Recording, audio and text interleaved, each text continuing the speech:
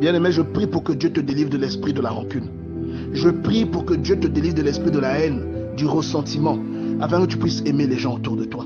Je prie pour que Dieu te délivre de l'esprit de la concurrence.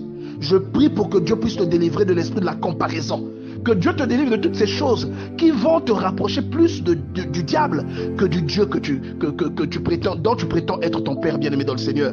Dieu dit que si tu veux réellement être son enfant, tu dois aimer tes ennemis. Tu dois pardonner à tes ennemis. Pardonne-leur. Et j'étais en train de vous dire que est-ce qu'on se rend compte de quel investissement c'est que de composer une chanson que les gens vont apprendre pour son ennemi? Mais dans cette chanson, on ne dit que des bonnes choses sur cet ennemi. On parle de cet ennemi comme un héros. Essayez de vous représenter l'amour que David avait pour Saül. Essayez de vous représenter, bien-aimé dans le Seigneur, malgré le mal qu'il lui a fait.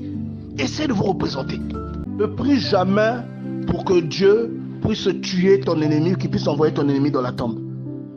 Prie pour que Dieu lui conserve la vie, pour qu'il voie ce que toi tu vas devenir, qu'il voie l'élévation que Dieu va te donner, pour qu'il voie ce que Dieu va accomplir dans ta vie. Tu dois prier pour ça. Comme dit David, tu dresses devant moi une table en face de mes ennemis. Ma coupe déborde. C'est-à-dire que Dieu dresse une table en face des personnes qui le haïssent. C'est-à-dire que Dieu est en train de le bénir. Et les gens qui le haïssent sont en train de voir comment Dieu le bénit. C'est comme ça que tu dois prier. Ne prie jamais pour que Dieu emmène le malheur dans la vie de la personne qui est la cause de ton malheur. Prie pour que cette personne voit que le malheur qu'il a tenté contre toi va échouer. Prie pour que Dieu continue à te maintenir en vie, qu'il continue à te permettre d'exploser dans ton potentiel, d'exprimer ton potentiel et de briller de mille feux. Prie parce que c'est pour ça que Dieu t'a envoyé. Prie pour que Dieu se manifeste en toi et qu'il permette à cette personne de te voir, de voir comment tu vas prospérer, de voir comment tu vas te retrouver dans les dimensions là où lui ne s'est jamais retrouvé. Pour qu'il se demande qu'est-ce qui s'est passé. Pourtant moi j'ai lié les mains de cet enfant, pourtant j'ai lié les mains de cette personne, mais comment cette personne continue à avancer? Tu dois prier pour ça et non pour que Dieu puisse éliminer tes ennemis. Et regarde ce que David a fait. Quand Saül est mort, David a pleuré pour Saül. Il a jeûné pour Saül. Il a composé un cantique.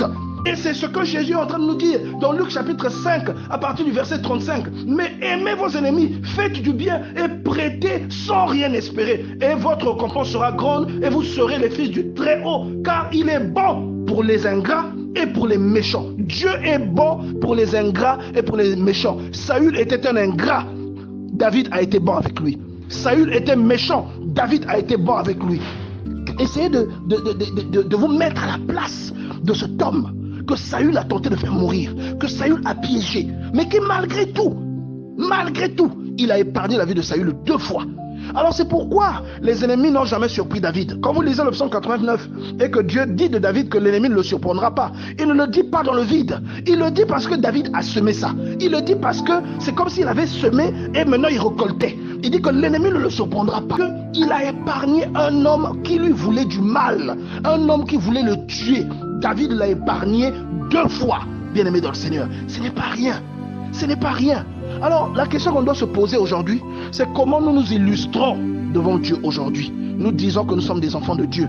Toi qui écoutes cette parole, là où tu es, tu dis que tu es un enfant de Dieu. Tu as sûrement des gens avec qui tu ne t'entends pas. Et je prie aujourd'hui que quelqu'un soit délivré de l'esprit de rancune. Je prie aujourd'hui que quelqu'un soit délivré d'un esprit de comparaison, de concurrence, un esprit où il veut faire du mal, où je prie vraiment que quelqu'un soit délivré de cet esprit où quelqu'un ne pardonne pas aux autres. Je prie vraiment que Dieu délivre quelqu'un.